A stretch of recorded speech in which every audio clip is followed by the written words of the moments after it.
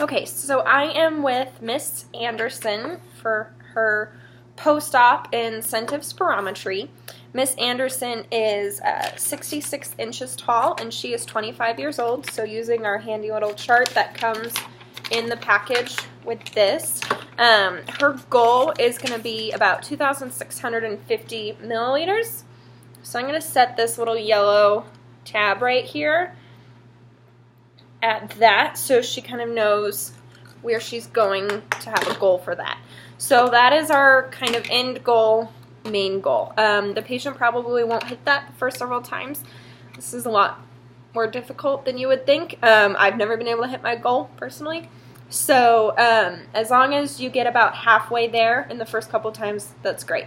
And as long as they're improving over time, that shows that's slowly getting better. So I have listened to Miss Anderson's breath sounds. I've taken her respiratory rate, taken her pulse. Everything's good there. And so I'm going to instruct her to exhale completely and then make a tight seal around this mouthpiece, making sure that she's not breathing out of her nose or anything like that. And she's going to inhale as slowly as she can for as long as she can to get that white float up to that goal. This yellow float here is going to pop up as she inhales. You want to keep it in this better area.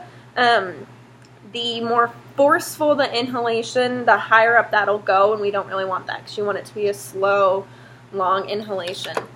And then once the patient gets as high as they can, then you want to have them hold their breath for about 5 to 10 seconds. That breath hold is the most important part because once they've inhaled that big deep breath, we want to hold it there to open up that the alveoli in their lungs to prevent that atelectasis. So a lot of people kind of forget to count to that 5 or 10 seconds, so usually just until that float hits the bottom is a good way of tracking it. I will keep monitoring Miss Anderson, listening to her breath sounds, making sure they're improving, keeping a log of where her goal is and where she's hitting, and making sure that's improving. And that's a good way to make sure that the patient is continuing to progress.